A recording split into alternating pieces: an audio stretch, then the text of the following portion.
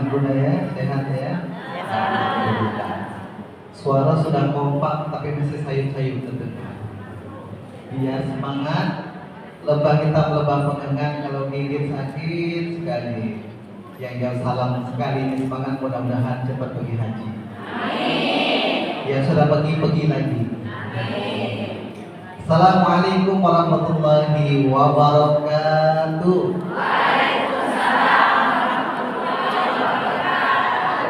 Alhamdulillah, lebih kompak, lebih semangat ya. Tambah pantun lagi. Pohon salak tumbuh di dekat sumur. Yang tadi jawab salam insya Allah panjang umur. Karena amin tambah satu pantun lagi. Pohon salak tumbuh di sebelah pohon sawit. Yang tadi jawab salam insya Allah selalu banyak duit. Amin. Panjang umur, banyak duit, banyak pergi haji. Ya. Amin ya Rabbal alamin. Alhamdulillah, alhamdulillahilladzi hadana li hadza wa ma kunna linahtadiya laula an hadana Allah. Asyhadu an la ilaha illallah wahdahu la syarika lah wa asyhadu anna sayyidana wa nabiyyana Muhammadan abduhu wa rasuluh. Allahumma salli wa sallim ala sayyidina Muhammadin wa ala alihi wa ashabihi ajma'in. Subhanaka la ilma lana illa ma 'allamtana innaka antal alimul hakim. Shadaqallahu azim wa shadaqa rasulul karim. Yang kami muliakan hadir yang mewakili pengurus Masjid Al-Ikhlas, dan juga yang kami muliakan dari ketua beserta pengurus Majelis Taklim Permai Masjid Al-Ikhlas dan seluruh jemaah yang hadir dari berbagai majelis taklim yang penuh warna, ya, penuh warna. Walaupun di sini merah putih, kami sengaja mudah. Yang nyamuk ini korbannya dengan merah putih, biar semangat. Karena beberapa kali kami ngisi pekan ini pun sama merah putih, ya, Insya Allah. Tapi di sini penuh warna, ada merah, ada pink, ada hijau, ya. Ada hijau botol, ada hijau lumut, ada hijau bekarat, ada galau ya. Mudah-mudahan kita semua sehat selalu Bunda ya. Sehat selalu, waras rezeki, dimudahkan Allah seluruh urusan kita. Yang lagi suntuk dicerahkan, yang lagi super dibahagiakan, yang lagi buntu dibuka pintunya ya, insyaallah. Amin ya Rabbal alamin. Bapak Ibu disampaikan Allah Subhanahu wa taala, pada siang hari ini berbahagia kita semuanya, bermuajahah, bersilaturahim dalam keadaan sehat walafiat. Karena kalau tidak sehat kita tidak bisa ke sini Bunda ya. Pasti kita sehat jasmani, sehat rohani. Yang itulah harapan kita, dambahan kita semuanya. Allah senantiasa jadikan hari-hari kita penuh barokah, umur yang barokah, senantiasa didaftar beribadah kepada Allah Subhanahu wa taala. Baik, sebelum kami memperpanjang kalam, ada baiknya kita awali majelis kita dengan sama-sama membaca umul kitab surah Al-Fatihah yang kita niatkan sekali lagi. Semoga Allah mudahkan urusan kita, kabulkan hajat-hajat baik kita, jadikan hari-hari kita bisa kita isi dengan hal-hal manfaat. Umur kita umur yang barokah, senantiasa didaftar beribadah kepada Allah, dan juga pas nanti balik kepada Allah dalam keadaan husnul khotimah.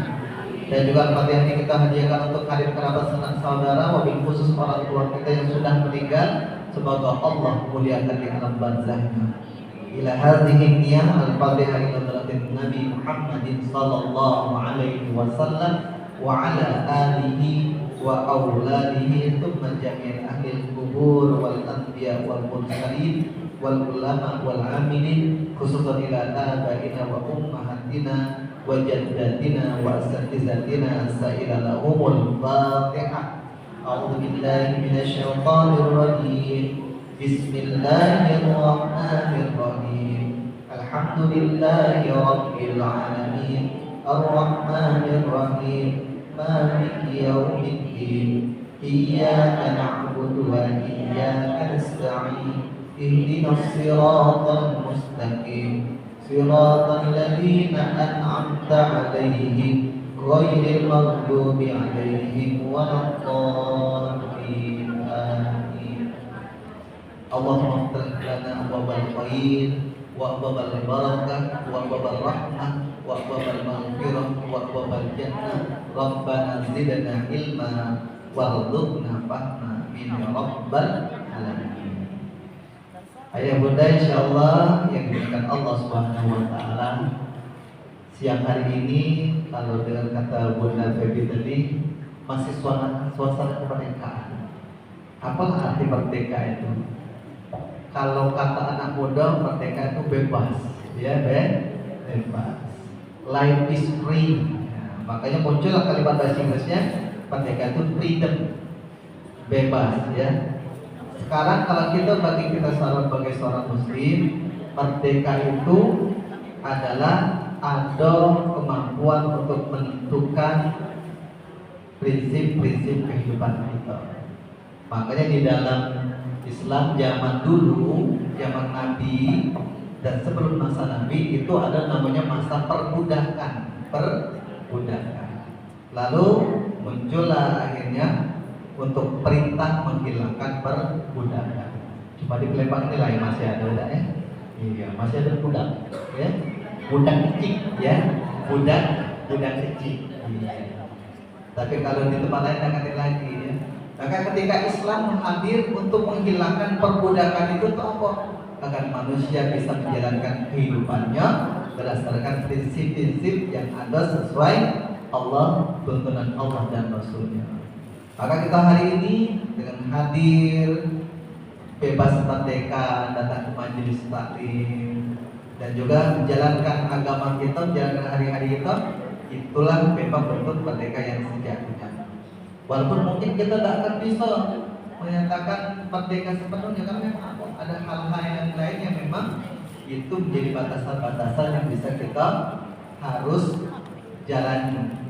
Karena merdeka, kalau kita persepsikan merdeka dengan free tadi, bebas tadi, maka kita akan merasa terkurung, merasa terkungkung di dalam batasan-batasan itu. Tapi kalau kita memahami itu sebagai sebuah merdeka, itu adalah sebagai menjalankan prinsip-prinsip kehidupan, aman-aman saja. Ya, ya? Karena agama itu memang aturan.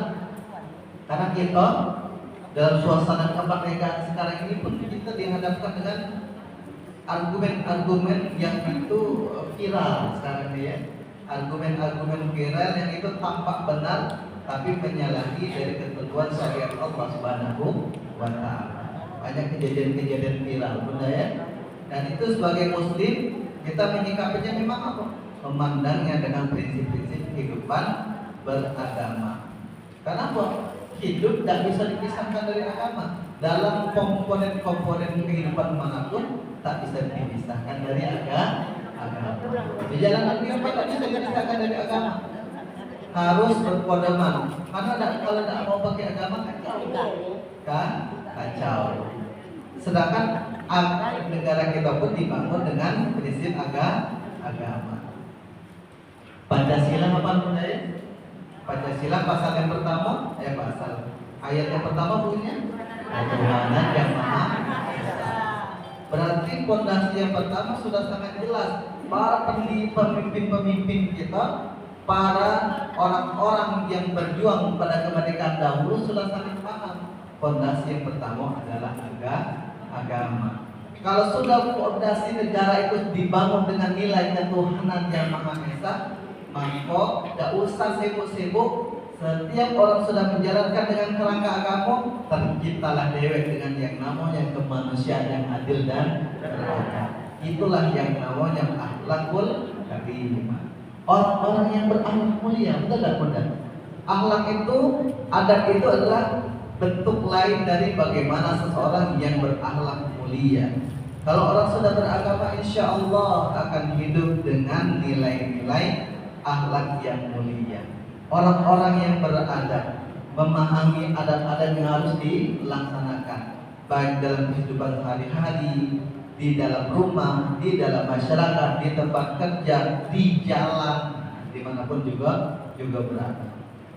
Karena kadang-kadang manusia akhir zaman ini tidak peduli lagi, yang penting kendak aku, betul tak benar? Akhirnya lupa dengan aturan-aturan, lupa bagaimana caranya beradab di dalam kehidupan. Kita lihat aja coba kalau dia hujan di lampu merah itu, pada berebut untuk mendahului segala macam lah. Kalau sudahlah agama dibangun, kemudian akhirnya tumbuh manusia-manusia yang beradab, tidak usah diajak lagi, akhirnya persatuan pun akan tercipta. Makanya yang ketiga itu persatuan Indonesia. Kita belajar dari sholatul jamaah. Kita sholat berjamaah itu orang-orang yang dengan latar belakang berbeda-beda. Tapi kalau sudah masuk ke masjid, saya kata lagi dipilah-pilah. Kebetulan kalau sekarang ada yang tegak dulu di sini, ada yang di situ, ada yang menyampaikan, ada yang mendengarkan. Tapi kalau sudah berbaris dalam sholatul jamaah, tidak bisa lagi dipisah-pisahkan kecuali yang datang duluan berlomba-lomba lah berada pada saf yang paling depan. Dan yang berada di samping depan punya tanggung jawab, maka di situ yang akhirnya berlaku yang di belakang imam itu orang-orang yang mempunyai kemampuan dan pemahaman lebih dalam hal agama. Cuma itu yang membedakan. Yang selebihnya tidak kata lagi. Bahkan gerakan pun tidak beda-beda. Tidak bisa pejabat, aku dah galak sujud itu, aku sujud itu mana ini? Kepala aku disengiti oleh buang itu, tidak mungkin.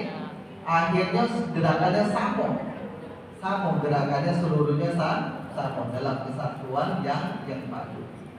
Dan usah repot-repot lagi dengan barisannya ketika sudah memahami bahwa sholat itu harus gerakan harus lurus dan rapat, dan usah diperintah lagi dengan siap gerak akan otomatis lurus dan rapat. Agama itu indah dan itulah aturan yang paling dinamis. Jadi kalau sudah seseorang menjalankan agamanya dengan baik, tidak repot-repot lagi ngatur manusia ini di dalam kehidupan. Betul tak, Bunda? Betul tak? Cuma tadi banyak yang tidak galak menjalankan agamanya, akhirnya banyak yang sulit diatur, gitu ya. Sulit diatur, kena dewek jadinya. Kalau sudah kena dewek sama. Yang ini nak pengen jalan ini, yang ini pengen aja, akhirnya tidak bertemu. Nah, setiap kehidupan pasti muncul berbagai permasalahan. Itulah dinamika kehidupan. Makanya balutan yang keempat di antara Pancasila tadi aku permusyawaratan ya. Kerakyatan yang dipimpin oleh hikmah, jadi aku membangun semangat bermusyawarah.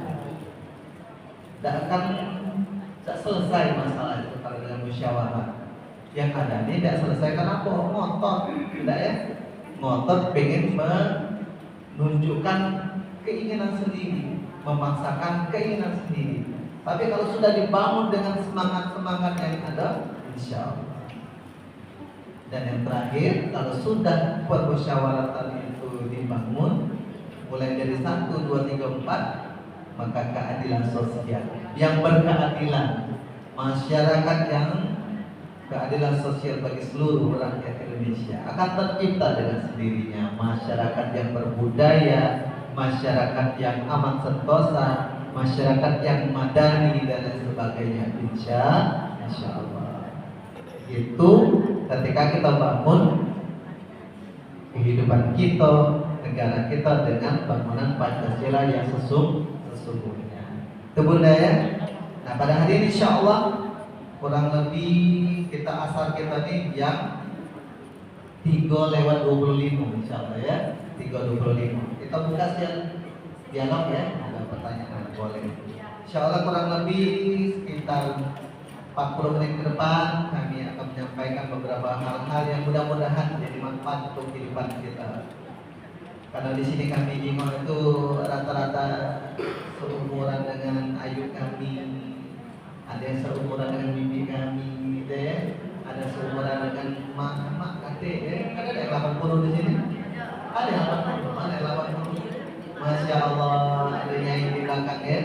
Karena ibu kami 80 tahun umurnya. Ayu kami yang kedua itu umurnya tidak jauh beda selisih.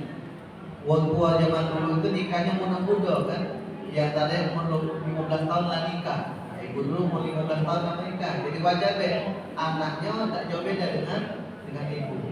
Ibu 80, anaknya selisih 15 tahun. Jadi berapa? 65. Dayu kami yang tua 65 umurnya. Jadi kami kalau nyingok-nyingok yang senior-senior kita tidak ada manggil ibu. Ayu. Karena kami punya ayu juga umur 65. Jadi tidak aneh. Nah, sekarang kita bicara tentang usia, umur yang barokah. Maka dalam sebuah hadis Rasulullah SAW itu pernah menyebutkan khairun nas man qala umruhu wa hasunah amaluhu. Apa kata Rasulullah? Sebaik-baik manusia yang Allah panjangkan umurnya, baik juga amal. Jadi bunda, kalau kita jenguk Pak ya, kita masjid kita ya, sama ada masjid yang biasanya rata-rata masjid itu yang isinya telah tua-tua, betul ya? 8 siunan gitu ya, yang isi masjid. Jadilah walaupun yang isi pensiunan berarti masih Allah gerakan itu sudah syukur yang luar biasa. Jangan sampai lah sudah pensiun tidak lari ke masjid juga. Nah ini yang sangat rugi.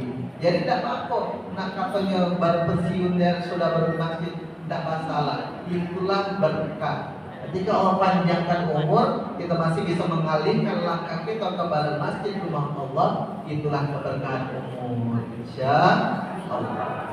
Jadi kata Rasulullah tadi, man qala khairun nas man qala umruhu wa hasunah amaluhu. Sebaik-baik kamu yang Allah panjangkan umurnya, dia baik pula amal. Macam mana amal yang baik? Kalau kita bicara tentang sholat, zakat, puasa, haji, itulah biasa. Itu memang sudah kewajiban. Bagaimana kita jalankan sholat 5 waktu dengan sepenuhnya, Ramadan full, dekatin alasan ketika memang keluar uzur, zakat kita bayar, dan bagi yang mampu kita berhaji ataupun umroh. Itu sudah kewajiban. Bagaimana mencari keridhaan Allah? Mencarinya lewat hal-hal yang ada di luar itu. Maka muncullah ada amalan-amalan sunnah. Sholat 5 waktu, ada yang menyertai namanya sholat rawatib, qobliyah, ba'diyah.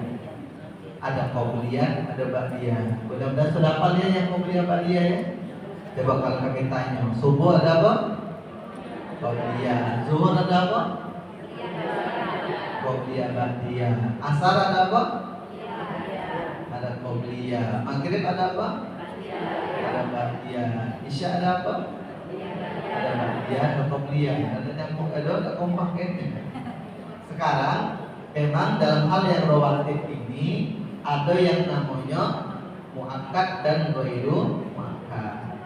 Dalam bahasa tertentu ada istilah muakkad dan ghairu muakkad. Ada bahasa yang lain tidak mempertimbangkan itu. Apa bedanya yang muakkad dan ghairu muakkad? Yang muakkad itu Nabi hampir tak pernah meninggalkannya. Tapi kan yang ghairu muakkad itu Nabi sesekali meninggalkan. Maka kalau kita menjalankan memahami mana yang muakkad, itu jangan sampai ketukar. Kalau kita perhatikan coba di waktu bulan Ramadan, rata-rata kita sholat di masjid waktu Isya ya, betul bunda ya? Ngapa? Nak sekalian tarawih. Cuma ada yang unik daripada kelakuan jemaah-jemaah kita. Kenapa? Giliran waktu habis azan, kopi agak menjalankan. Tapi habis sholat Isya, ba'diyahnya sedikit yang jalankan. Betul tak? Betul? Ini yang terbalik kan? Karena terbalik. Isya itu yang ghairu muakkad adalah ba'diyah. Qobliyah itu ghairu muakkad. Jadi sayang. Apalagi kita nak sholat tarawih, kedudukannya tidak mampu menandingi pahala dari rawatib. Jadi alangkah ruginya ngejar tarawih yang lebih kedudukannya lebih baik itu ditinggalkan. Nah, enggak ya? Jadi hendaknya kita jalankan rawatibnya, maka keutamaan amalnya itu lebih sempurna insya Allah. Jadi rawatibnya jangan sampai ditinggalkan. Apalagi Ramadan itu jangan sampai kita lewatkan kesempatan ambil rawatibnya. Kalau bisa bukan cuma yang muakkad tapi ghairu muakkad. Qobliyah subuh, kalau zuhur qobliyah ba'diyah, itu yang muakkad. Ghairu muakkadnya apa? Nabi kadang-kadang melaksanakan 4 rakaat sebelum, 4 rakaat sesudah. 4 rakaat langsung tidak, dua rakaat, jadi 4 rakaat. Demikian juga ba'diyah. Itu yang ghairu muakkad. Kalau asar, sebelum asar itu ghairu muakkad. Jadi kalau kita memang lagi sibuknya, dan kita tinggalkan tidak apa-apa. Tapi kalau lapar, kita kerjakan lebih baik.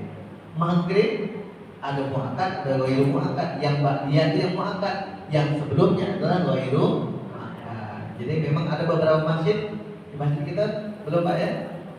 Ya sudah juga. Jadi ada beberapa masjid yang sekarang ini juga sudah mulai mendawamkan qobliyah maghrib. Jadi habis sudah azan, tidak ada tidak langsung qomat, ada jeda waktu, maka itu bisa diisi dengan qobliyah maghrib. Demikian juga Isya ba'diyah yang itu muakkad, yang qobliyahnya itu ghairu muakkad. Sekarang bapak-bapak sering ribut masalah yang di waktu Jumat. Nah, di waktu Jumat itu ada qobliyahnya enggak? Pak, ada qobliyahnya enggak, Pak? Sebenarnya tidak ada, Pak. Sebenarnya tidak ada. Tapi bisa jadi ada. Kenapa bisa jadi ada? Tergantung masjid kita mengelolanya. Kalau masjid kita mengelola 2 kali azan, maka dia ada qobliyah. 2 kali di sini. 1 kali. Kalau 1 kali berarti tidak ada qobliyahnya. Jadi kenapa? Karena qobliyah itu adalah setiap sholat yang dilaksanakan ba'dal azan, sesudah azan. Jadi kalau yang masjid-masjid melaksanakan 2 kali azan, silakan. Ada qobliyah Jumat. Dia niatkan seperti itu, boleh. Tapi memang pada masa Nabi SAW, Nabi tak pernah mencontohkan qobliyah Jumat. Tapi memang konteksnya beda. Zaman dulu antara azan pertama, azan kedua itu tidak seperti yang kita laksanakan sekarang ini. Azan pertama dan kedua yang seperti di Masjidil Haram. Kalian umroh dan haji pasti merasakan bunda ya. Azan sama qomat itu, azan pertama, azan kedua itu jaraknya jauh sekali. Nah, jauh. Ibaratnya kalau waktu zuhur itu jam 12, azan pertama itu jam 11 sudah berkumandang. Demikian di waktu subuh itu yang terjadi. Jadi memang qobliyah ataupun ada yang niatkan dengan mutlak itu boleh-boleh saja. Atau tidak melaksanakan boleh-boleh saja. Jadi memang konteksnya tergantung bagaimana menempatkan pada keadaan yang dilakukan di waktu itu. Itu benar. Kemudian kalau kita lihat hari demi hari yang kita jalani ini kan adalah hanyalah sekedar menjalankan amanah dari Allah Subhanahu wa taala. Kan manusia itu diciptakan oleh Allah Subhanahu wa taala cuma dengan 2 keadaan. Dengan 2 tujuan. Tujuan yang pertama adalah kita diciptakan oleh Allah Subhanahu wa taala untuk memang beribadah kepada Allah. Buktinya di mana? Quran surah Az-Zariyat. Wa ma khalaqtul jin wal ins illa liya'budun. Sesungguhnya diciptakan jin dan manusia untuk beribadah kepada Allah. Jadi makanya kita beribadah dengan apa yang bisa kita lakukan. Baik tadi ibadah yang dituntut ataupun yang tidak tertuntut. Ada ibadah yang sudah tertuntut sesuai rukun-rukunnya. Sholat, zakat, haji, puasa itu sesuai dengan tuntunan. Tapi ada ibadah-ibadah yang lain yang tidak ada tertuntut. Bunda, kira-kira ada kebiasaan sekarang ini namanya muhasabah. Ada tak tuntunannya? Memang cak ini harus muhasabahnya, ada tak? Dakati terjadi hadisnya tak ketemu tentang muhasabah. Itu cuma kebiasaan-kebiasaan yang dilakukan oleh para sahabat. Boleh tak? Boleh saja. Kemudian berbagi hadiah. Biasanya di majelis taklim ada berbagi hadiah, ada ya? Ada tak hukumnya berbagi hadiah? Artinya itu perkara yang mubah, boleh tak? Boleh. Bisa jadi amal soleh? Bisa. Itu hal-hal yang sifatnya tidak ada aturan, tapi tergantung bagaimana menempatkannya. Jadi hukum bisa berlaku, itu tergantung bagaimana penempatannya. Sumber hukum kita ini ada 5. Apa gunanya? Sumber hukum kita ini ada 5. Ini yang pokok. Ada yang halal, ada yang haram. Ada yang wajib, ada yang sunnah. Tengah-tengah namanya mubah, boleh-boleh baik. Tapi ada hukum yang lain, yang pertengahan antara itu kita kenal dengan yang namanya makruh. Ada makruh tahu ya? Makruh itu apa? Makruh itu dijalankan boleh-boleh baik, tapi kalau ditinggalkan itu lebih baik. Contohnya kok makan makanan yang berbau tajam, makan durian itu makruh, makan peti. Ayo Ustaz, hobi yang berlarang itu ya sudah, tapi hukumnya makruh. Makan jengkol, hukumnya makruh. Ada juga hal-hal yang lain yang bentuknya di pertengahan. Ini sifatnya adalah belum jelas halal haramnya, maka dia pada pertengahan yang namanya masih diragukan. Nama istilahnya subhat. Pernah dengar subhat? Tahu ya? Apa itu subhat? Pada kerangka yang belum jelas hukumnya. Kalau belum jelas hukumnya maka harus diperjelas. Baik itu dalam hal ibadah ataupun dalam hal muamalah. Dalam hal ibadah, hati-hati. Dalam kitab Ighasatul Lahfan min Masailid Syaitan, Imam Ibnu Qayyim Al-Jauziyah itu pernah menjelaskan bunda. Hati-hati celah iblis mengganggu kita di dalam ibadah sholat. Karena ketika kita berdiri di dalam sholat, bukannya iblis tidak banyak ganggu, depan belakang, kiri kanan, dia sudah siaga mengganggu kita. Maka akan diganggunya mulai dari kita mulai niat sholat sampai selesai itu diganggunya. Mulai dari pertama itulah kuncinya, jangan sampai kita terjebak dengan bisikan setan. Ada bunda-bunda yang pernah merasa ketika pas mau sholat baru takbir ragu-ragu. Allah lagi, Allah ulang lagi, Allah. Ada kayak gitu? Ada. Itu betul. Dia ingin menghadirkan khusyuk, ya, menghadirkan khusyuk. Maka diulang-ulang sampai mantap. Tapi hati-hati, bisa jadi terjebak dengan setan. Dibuat was-was terus. Karena memang setan gawinya membuat was-was. Allazi yuwaswisu fi sudurin. Dibuat was-was kepada hati kita, sudur, di dada kita. Di dada kita ini ada hati, qalbu. Dibuat was-was, dihembus-hembuskan, kita membuat jadi kaku. Pas Allahu Akbar, tak jadi urung kan? Allahu Akbar, urung lagi. Dan itu semuanya bunda senjata setan. Maka bagaimana yang selanjutnya? Kalau sudah kita harus memantapkan Allah. Sudah, jangan sampai dibuat lagu-lagu oleh setan. Nah sudah itu mungkin bisa Allah Akbar mantap.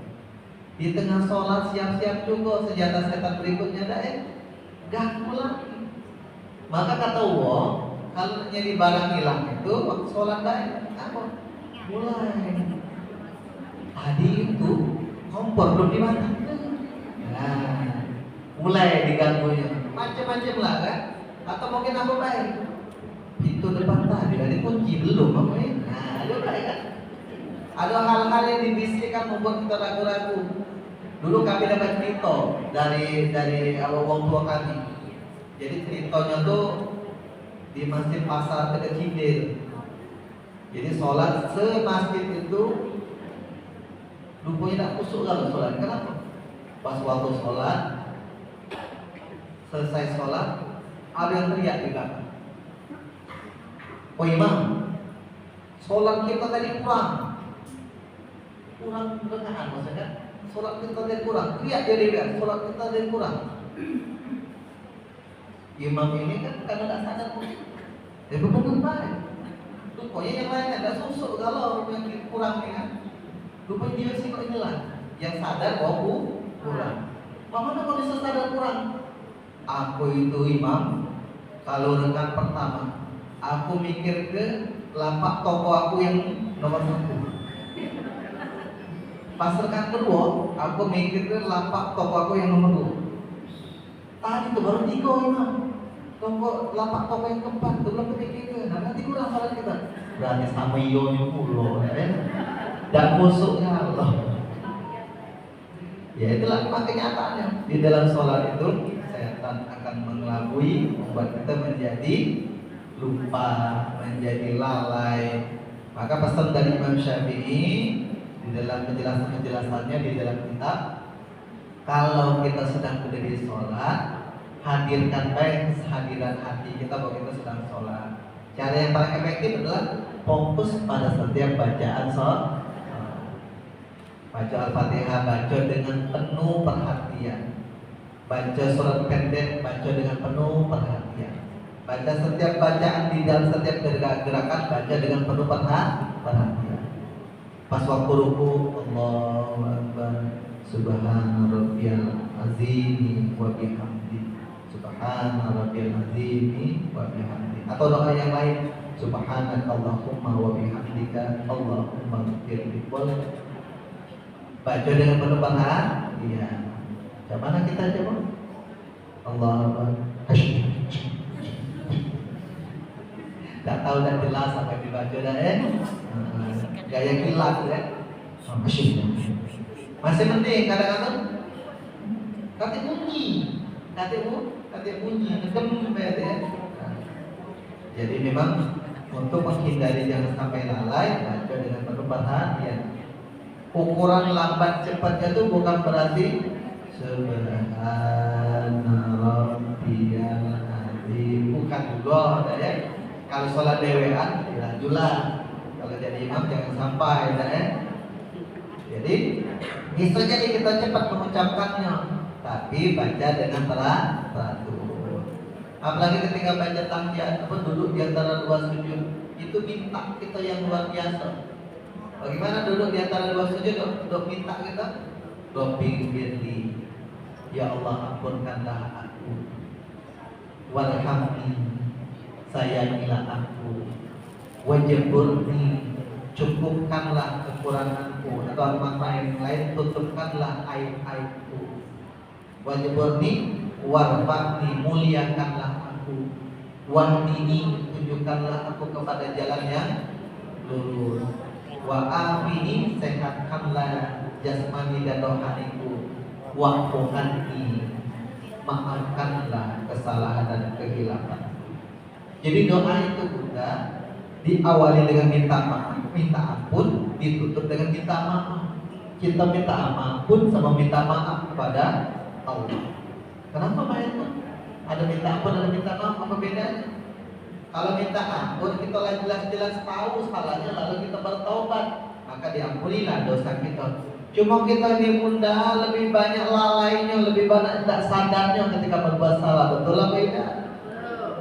Lebih banyak tidak sadarnya, nggak tahu itu salah tapi kita tidak sadar, kita gawin juga. Lebih banyak lalainya, kita tahu sholat zuhur itu jam 12 lewat 6, kita gawinnya jam 2. Ada tak kira-kira? Ada di sini? Tapi apa tidak? Tidak salah lagi. Iya, itu hal-hal yang membuat kita kadang-kadang melalaikan dalam hal-hal yang berhubungan menyempurnakan ibadah kepada Allah. Kita tahu kita harus sejak lisan, tapi kadang-kadang mulut kita mudahnya nanti ya. Ada yang lucu dikit mulai jadi, ada yang aneh dikit mulai. Oh, tidak berarti ya. Apalagi yang sekarang ini, kalau sudah ngobrol itu tidak bersuara, ya. Paling seru itu pun tidak bersuara, itu tidak benar. Tak ada suaranya lagi, cuma gaya itu sih. Gaya-gayanya tuh pakai gaya isyarat, cuma mulutnya pakai nyembeli kawan tuh paling seru udah ya. Insya Allah dekat di sini udah ya. Oke, insya Allah bisa di sana nanti di belakang ya, bukan di sini. Jadi memang hal-hal yang demikian yang sederhana tampaknya, tapi tadi mudah membuat kita menjadi terlalaikan. Maka kita minta ampun kepada Allah, minta maaf yang paling banyak. Kenapa? Kita tidak tahu banyak yang lebih banyak yang kita tidak sadari yang membuat kita keyakinan di hadapan Allah. Minta maaf dan minta ampun. Kemudian Bunda, setelah kita berdiri di dalam sholat, baik itu hal-hal yang mengganggu di tata pikiran, secara fisik juga itu siap-siap diganggu. Diganggu. Itu bahkan Bunda, apalagi yang usia 50 tahun ke atas, itu yang paling banyak. Kami kan dulu, ibu kami kalau pas waktu wudhu, itu wudhunya berulang-ulang. Ada tak yang ada sini? Wudhunya berulang-ulang apa? Sudah masuk kamar mandi wudhu, nak sholat, ke kamar mandi lagi sampai 5 kali ulang. Ada tak kayak itu? Ada ya? Tidak jauh beda. Jangan dinuju aku. Tapi ada tapinya. Tidak seluruhnya bisa jadi itu kentut, bukan angin. Tapi apa? Itu cuma bisikan-bisikan dari gawinya setan. Ternyata ada Bunda, ada setan yang gawinya spesial, niup-niupi bagian bawah itu. Ya kita terasanya kentut. Benar Bunda pas lagi sholat terasanya kentut ya. Cak Selasa, benar? Itulah gawe setan tadi. Dia bagiannya memang menghembus-hembuskan serasa kita untuk membatalkan sholat. Maka yang akan kita lakukan di waktu itu adalah menghadirkan keyakinan, yakin bahwa sholatnya tidak batal. Itu bukan kentut. Karena kata Nabi, kalau kita sedang merasa seolah-olah buang angin, yakinkan baik dengan 3 keadaan. Yakin itu bunyinya, berarti kentutnya. Atau yakinkan aromanya. Karena bisa jadi banyak yang kentut misterius kan ya. Bunyinya ada kate, cuma apa ya ini ya? Ini memang yang misterius ini yang bahaya kan. Nah, jadi memang sudah terasa bunyinya atau terasa aromanya, atau yang lebih parah lagi terasa ampasnya, itu bahaya ya. Nah, jadi memang diyakinkan di dalam hati. Kalau memang cuma rasa-rasanya belum-belum ya bisa jadi bukan. Itu cuma gawe setan yang mengelabui kita. Nah, Bunda, misal dengan Allah Subhanahu wa taala. Jadi sekarang ini setiap kita sedang hanya mengumpulkan setiap hari-hari kita dengan amal ibadah yang terbaik sebagai bentuk tujuan hidup kita tadi beribadah kepada Allah. Ada tujuan yang kedua. Apa tujuan kita? Sebagai yang mendapatkan amanah kehidupan di dunia.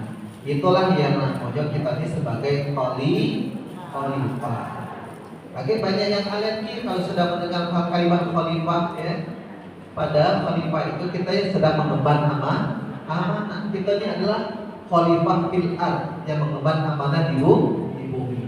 Buktinya buka Quran surah Al-Baqarah mulai dari ayat 30, 31, 32, 33, 34, 35. Itu cerita tentang kita, manusia yang akan diciptakan oleh Allah Subhanahu wa taala.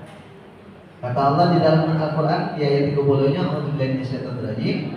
Wa idh qala rabbuka lil malaikati inni ja'ilun fil ardi khalifah. Kata Allah ngomong kepada malaikat, wahai malaikat, aku nak ciptakan makhluk yang akan menjadi khalifah di bumi. Khalifah di bumi.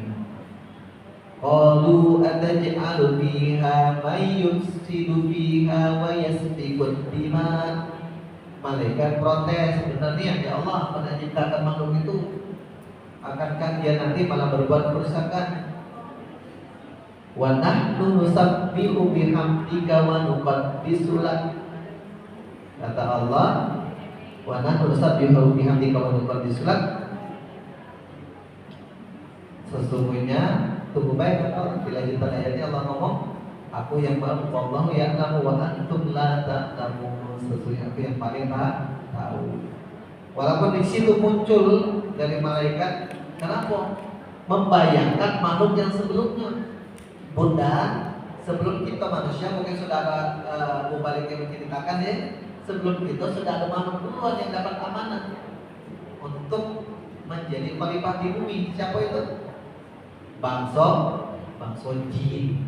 Nah, bangsa jin itu sudah duluan dapat amanah untuk jadi khalifah di bumi. Cumanya dia berbuat kerusakan, berbuat keburukan di bumi. Lalu kata Allah, sudah malaikat basmi baik. Nah, ketika itulah malaikat membasmi seluruh jin-jin yang ada. Cuma kata malaikat memberitahu, mengabarkan kepada Allah, ya Allah, ada sikok rupanya dari sekian banyak jin yang ada di bumi itu yang ternyata rajin beribadah kepadamu. Maka kata Allah, sudah, angkat dia ke langit lagi, muliakan dia. Maka jin itu dikasih gelar Azazil, yang dimuliakan. Cuma ternyata bibit jinnya masih ada. Maka ketika jadi diciptakan kita manusia, diperintahkan oleh Allah seluruh makhluk yang ada di langit untuk memuliakan kita. Si Azazil tadi yang sudah dimuliakan dan kalah, balik-balik muncul sifat aslinya. Ana khairu minku, katanya. Ya Allah, aku lebih baik dari dia. Apa nak suruh memuliakan? Maka akhirnya yang tadinya dikasih gelar Azazil berubah, dapat gelar yang baru, namanya gelarnya Iblis, kan kata kita ya, Iblis ya, Iblis yang dilaknat, yang terhinakan. Maka akhirnya Iblis karena sudah dihinakan oleh Allah, masih sempat minta kepada Allah, ya Allah, karena aku sudah dihinakan, aku akan juga buat terhina manusia. Maka di dalam Quran surat Al-Anfal ayat 12, wa zayyana lahum syaitanu a'malahum. Gawe setan salah satunya membuat sesuatu perbuatan salah yang kita buat itu jadi tampak benar kita lakukan. Ya, melalaikan sholat salah jadi tampak biasa-biasa baik. Apalagi nirundini wong biasa-biasa baik. Apalagi makan punya wong salah tak biasa-biasa baik, korupsi siap biasa-biasa baik. Padahal itulah perangkap setan, dibuatnya kita menganggap sesuatu yang buruk tampak benar. Dan juga memang itulah yang digunakan oleh iblis senjatanya yang Allah berikan di dalam kehidupan untuk menguji kita. Karena kitanya cuma diuji. Kita yang sudah memang diciptakan untuk menjadi manusia yang dimuliakan, ditaruhkan di bumi untuk menjalankan amanah. Siapa yang lulus ujian? Allazi khalaqal mauta wal hayata liyabluwakum ayyukum ahsanu amala. Bakal dilihat siapa yang paling baik amalnya di antara sekian banyak manusia yang di bumi. Maka kita jalankan hidup ini selain beribadah kepada Allah, tugas yang kedua tadi menjalankan amanah, maka jalankan dengan sebaik-baiknya sesuai dengan peran-peran kehidupan kita. Jadi jangan banyak keluhnya. Ada mungkin yang dikasih peran jadi presiden, tidak ya? Ada yang dikasih peran amanahnya jadi gubernur. Ada yang cuma ibu rumah tangga baik, aku cuma ibu rumah tangga baik. Ada yang jadi wanita karir. Semuanya sama, cuma kebetulan baik dengan amanah-amanah itu. Dan semuanya yang paling penting adalah akan mempertanggungjawabkan. Apa yang bakal dipertanggungjawabkan adalah seluruh apa yang dilakukannya semasa hidup. Maka kalau kita baca surah Yasin Bunda, kita ketemu beberapa ayat yang itu hampir semuanya nasihat kita yang bakal kita bawa kepada kehidupan setelah kematian. Di antaranya apa? Surah Yasin ayat ke-52 yang ada bunyinya, yang ada sakmahnya itu mimma qadina hadza ma wa'ada rahman wa sadaqal mursalun. Itu kata Allah, kita ini cuma sekedar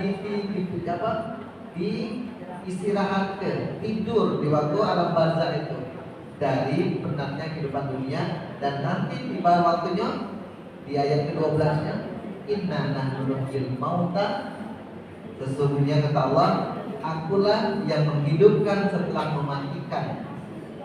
Jadi kita ini dimatikan oleh Allah lalu dihidupkan lagi. Dan itu yang memang harus kita imani. bahwa kita ini bakal dihidupkan lagi. Jadi kalau ada ungkapan kita hantarkan saudara kita kepada tempat peristirahatan yang terakhir, itu salah ya.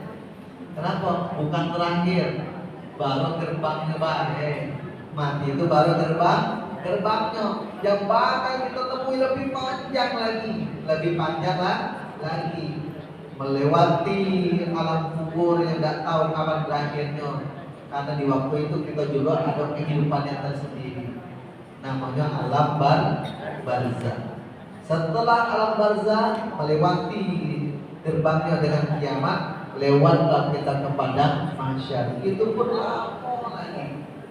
Sudah di padang mahsyar tunggu antrian, masuk lagi ke tahap-tahap berikutnya.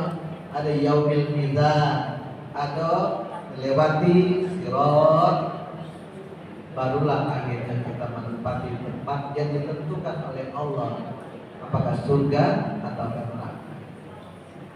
Tapi di antara surga dan neraka itu nanti akan ada nama tempat, namanya Al-A'raf. Al-A'raf. Ada di dalam Al-Qur'an ya, Al-A'raf. Ternyata kalau kita buka surah Al-A'raf situ ada keterangannya bukan. Ternyata nanti di antara surga dan neraka itu ada nama tempat yang namanya Al-A'raf, tempat yang paling tinggi. Di tempat itu siapakah penghuninya? Orang-orang yang masih menggantung. Orang-orang yang masih menggantung, belum jelas, nggak tahu kapan. Dia adalah orang-orang yang soleh. Orang-orang yang soleh. Tapi solehnya kok DWA. Solehnya kok DWA. Jadi dia bisa melihat penghuni neraka, dia bisa melihat penghuni surga. Pas dia memandang kepada penghuni neraka, ya Allah lah kesiannya kamu, udah disiksa sudah. Pas dia memandang kepada penghuni surga, oh ya lemahnya kamu ya dengan kenikmatan surga. Dia kapan? Wallahu a'lam bishawab.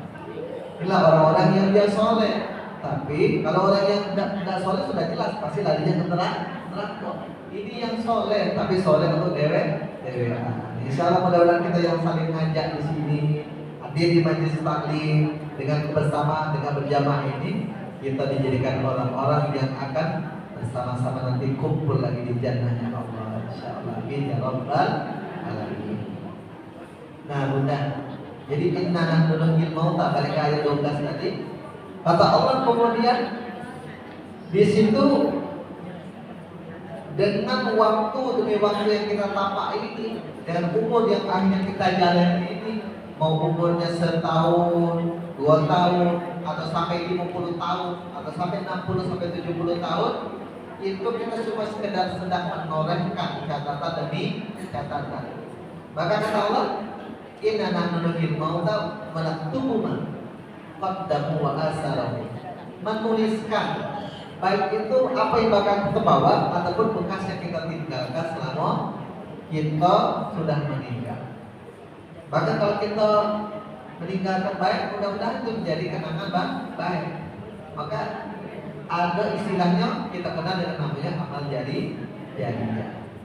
Jadi walaupun kita sudah mati, ada amal yang masih tertinggal. Itulah bekas-bekas yang kita tinggalkan, yang akan terus membuat kita walaupun sudah masuk ke dalam tanah, sudah dikubur, sudah dapat berbuat apa-apa lagi, tapi dengan 3 hal kata Nabi itu masih membuat kita menjadi terus merasakan nikmatnya amal soleh. Yang dikatakan terputus tadi bukan berarti hanya kita tidak ada kesempatan lagi, bisa dapat kesempatan dengan 3 gerbang tadi. Apa 3 gerbangnya? Yang pertama amal jariah, yang kedua ilmu yang manfaat, dan yang kedua adalah doa anak yang soleh, baik anak kandung ataupun bukan anak kandung. Jadi beruntunglah yang mungkin mengajarkan anak-anak, baik itu anak-anak murid di sekolah ataupun anak-anak PPA. Jadilah ya ada anak-anak yang kita ajarkan, itu akan menjadi amal soleh. Ayat yang saya berikan Allah Subhanahu wa taala. Sekarang setiap kita yang punya kesempatan dipanjangkan umur, baik itu lewat usia 60 tahun atau 70 tahun, maka sekarang ini sesuai yang dibacakan hadis tadi, yang dipanjangkan umurnya, kemudian yang paling baik amalnya, itu kata Nabi sebaik-baik orang, sebaik-baik manusia. Nah sekarang bagi orang-orang yang dipanjangkan sampai 40 tahun, nah, gerbangnya 40 tahun, maka 40 tahun itu menjadi kematangan seseorang. Bagaimanakah dia 10-20 tahun ke depan. Kalau 40 tahunnya dia sudah mulai menggiatkan dengan amal ibadah, insya Allah terjagalah dia di waktu usia 50-60 tahun. Kalau dia dilewat sudah lebih 40 tahun masuk 50-60, maka ketika dia sudah di usia 60 tahun dia masih giat dalam ibadahnya dan semakin menggiatkan ibadahnya, maka itulah manusia yang beruntung. Kenapa? Kalau sudah masuk 70 tahun, ibadah kita sudah tidak maksimal lagi, betul tidak? Tidak maksimal lagi, ibadah dasar. Bahkan mohon maaf 80 tahun tidak ada sempurna lagi. Ada yang mungkin masih disehatkan badannya, ada yang sudah ada lagi. Akhirnya ada juga yang bahkan di usia-usia seperti itu sudah tidak ingat lagi ibadah, betul kan? Ada yang tidak ingat lagi ibadah. Dan ketika sudah tidak ingat lagi ibadah, yang menjadi catatan amalnya adalah waktu-waktu yang telah dia tinggalkan sewaktu masih muda. Maka pernah mendengar ungkapan tak? Itu kami pernah ditanya kemarin oleh jemaah. Ada satu kata Nabi SAW untuk wanita-wanita yang sedang dalam keadaan haid atau datang bulan, akan terus mengalir amal soleh baginya. Bagi siapa?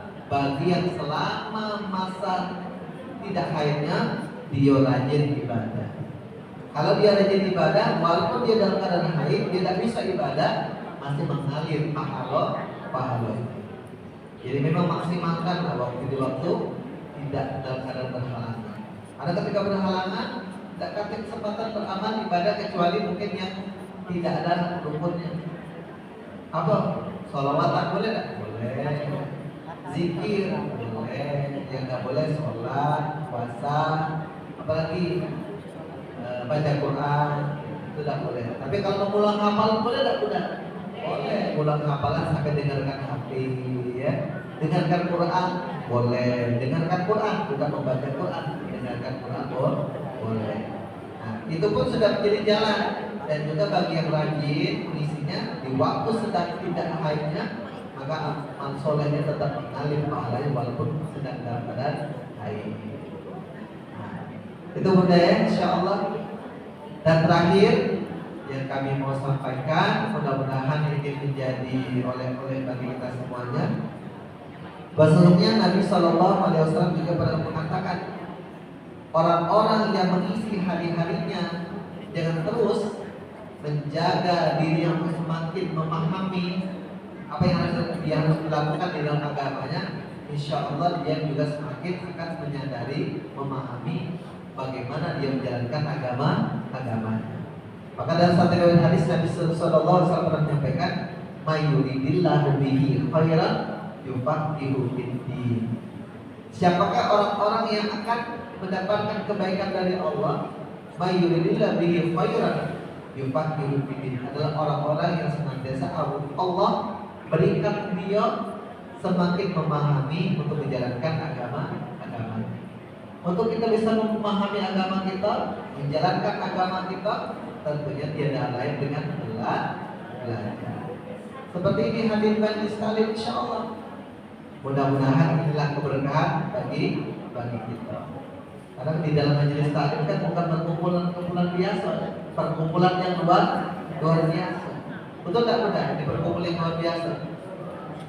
Yang sudah haji, yang sudah umroh pasti berlomba-lomba ketika di Masjid Nabawi pengen ke Raudhah. Kenapa pengen ke Raudhah? Karena Raudhah itu Riyadil Jannah, taman di antara taman surga. Itu Raudhah. Di Masjid Nabawi kita berlomba-lomba ke Raudhah. Tapi ternyata banyak Raudhah yang lain di kehidupan kita. Salah satunya majelis taklim. Juga Raudhah itu Riyadil Jannah, taman surga. Karena di dalam majelis taklim banyak keberkahan ilmu. Kalau mungkin tidak paham pun keberkahan, dapat keberkahan duduk di masjid. Nah, tadi kan kita walaupun mungkin tidak diniatkan secara lisan, tapi dengan kita sudah niatkan hadir di sini sudah dapat pahala i'tikaf. Apalagi diniatkan lebih afdal lagi. Diniatkan i'tikaf. Sudah berapa jam kita di sini? Duduk di sini kita sudah dapat pahala i'tikaf. Walaupun mungkin tidak seharian, tapi beberapa jam kita sudah dapat pahala i'tikaf. Walaupun mungkin tidak paham yang disampaikan atau mungkin ngantuk tertidur, tidak masalah, tetap tidak akan mengurangi keberkahan dari majelis taklim. Baik, udah sebelum kita buka sesi dialog tanya jawab, kita sama-sama isi hati kita juga dengan salawat kepada Nabi Sallallahu Alaihi Wasallam. Allahumma sholli sholatan kamilatan wa sallim salaman tamam ala sayyidina Muhammadin alladhi tanhalu bil uqadu wa tanfariju bil uradu wa tuqada bil hawaiju wa tunamu bil ghaibu wa husnul khawatim bi wa yustasqa ghamamu bi wajhil karimi wa ala alihi wa sahbihi fi kulli lamhatin wa nafasin fi adabi kulli ma'lumilah. Assalamualaikum warahmatullahi wabarakatuh. Yang dipersilakan bagi ibu-ibu yang ingin bertanya dengan Ustaz, kami persilakan. Ada?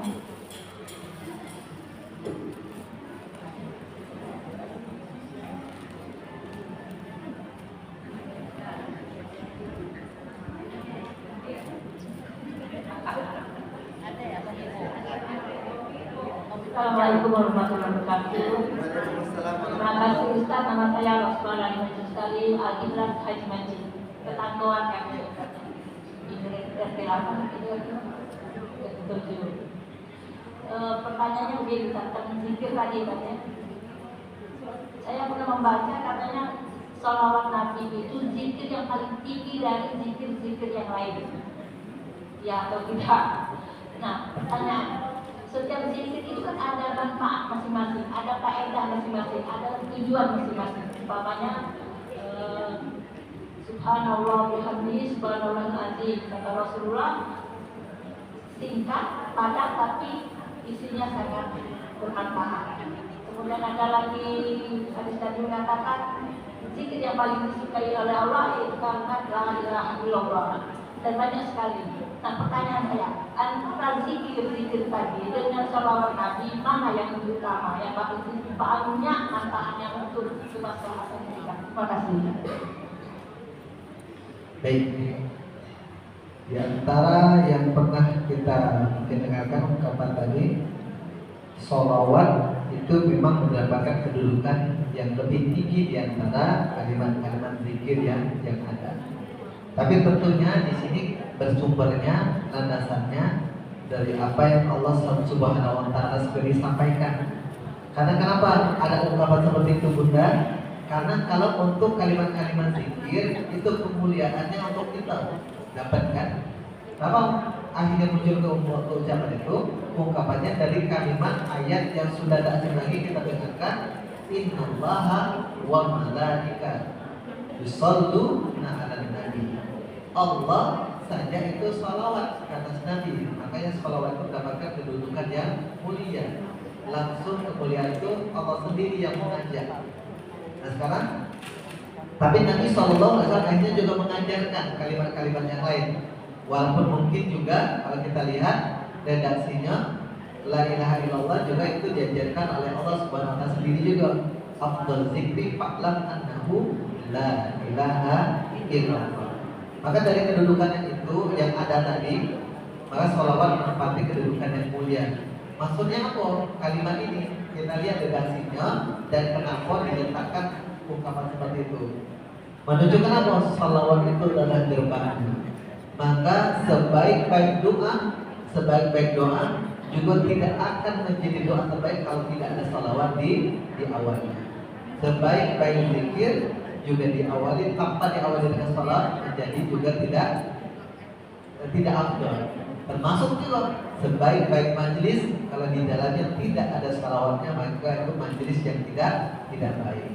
Nah dari situlah jadi kenapa diletakkan sholawat, ada ungkapan kenapa sholawat menjadi kedudukan yang paling tinggi di antara zikir-zikir yang ada. Tapi jelas setiap zikir-zikir yang ada itu ada kedudukan dan kemuliaan tersendiri di hadapan Allah untuk kita hamba-hambanya. Itu benar ya?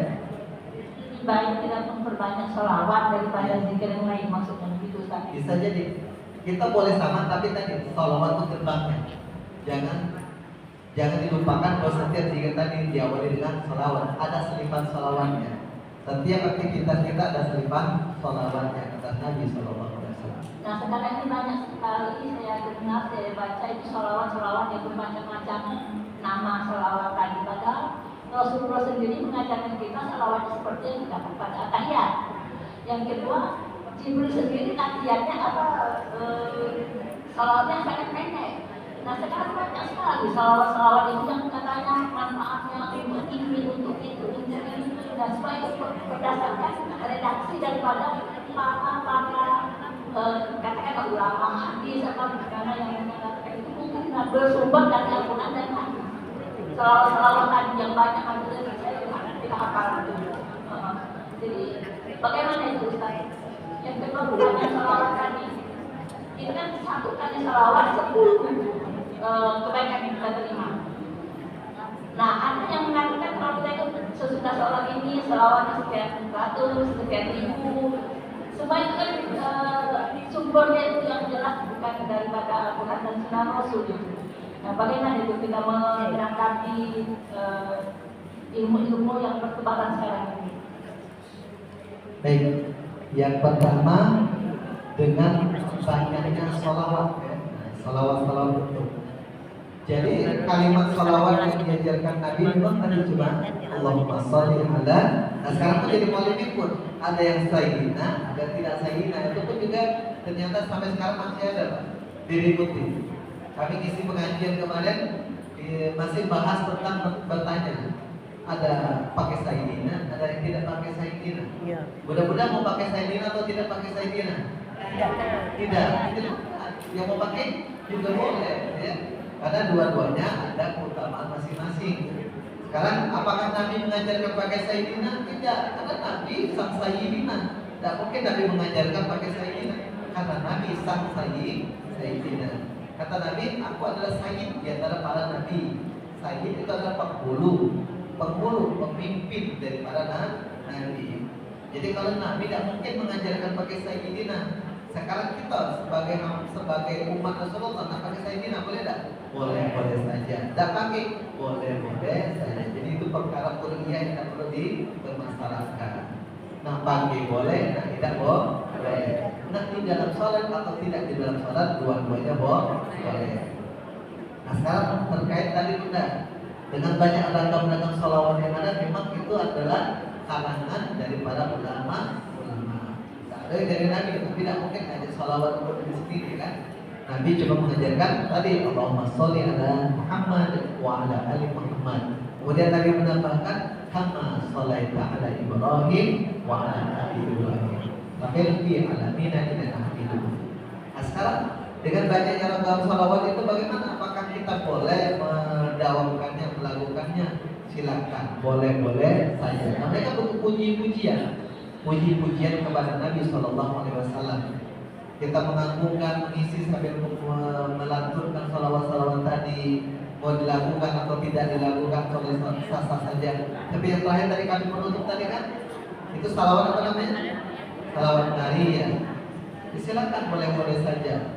Kemudian ada yang tidak mau juga tidak apa-apa. Nah sekarang ini terkait daripada itu semua, munculnya salawat-salawat itu bermula dari apa? Bentuk menyanjung Nabi Sallallahu Alaihi Wasallam. Namanya kita ibadahnya kita cinta dengan pujaan hati. Yang laki-laki cinta kepada wanita, wanita kepada kita laki-laki. Saking cintanya tadi, berbagai bentuk ungkapan-ungkapan dilakukan, ya betul kan? Nah sekarang kita yang mau mengungkapkan kasih kita kepada Nabi dengan memuji-mujinya, salah atau tidak? Tidak. Jadi hal-hal itu sesuatu yang wajar-wajar saja. Jadi kalimat-kalimat sekarang yang ada bermunculan salawat-salawatnya memang tidak ada satupun dari Rasulullah, semuanya dari para ulama. Sah-sah baik kita nak mendawamkannya atau tidak. Nah sekarang balik kepada pertanyaan kedua budaya. Sekarang ada baca salawat ini berapa ribu kali baca ini. Itu adalah hal-hal yang dilakukan oleh ulama-ulama dan dia mendapatkan manfaatnya. Namanya mendapatkan manfaat, ingin dibagi kepada orang lain, boleh tidak? Sah-sah baik. Yang nak ngikutinya akan dapat atau tidak? Wallahu a'lam bishawab. Namanya kan berbagai amalan. Balik kepada motivasinya, hadisnya adalah apa? Karena kita menjalankan hidup ini ada 4 kerangka pedoman kehidupan. Yang pertama memang kerangka pertama pedomannya adalah Al-Quran. Nah melakukan amal ibadah, cari tuntunan di Quran. Ada tidak di Quran? Waduh, kita jalankan. Pasti dia gunakannya di Quran, maka kita cari di hadis. Ada tidak Rasulullah mengajarkan ini? Waduh, jalankan. Udah kaki Rasul mengajarkan ini. Maka kalau udah kaki, balik-baliknya ulama, kita cari referensi ulama. Karena ulama meletakkannya dengan berdasarkan kias. Berdasarkan kias. Coba bunda, zakat fitrah pakai apa? Pakai beras ya? Ada tidak hadisnya zakat fitrah pakai beras? Tidak kaki. Yang ada adalah bahan pokok. Bukan bahan pokok, bahkan hadisnya cuma gandum atau kurma.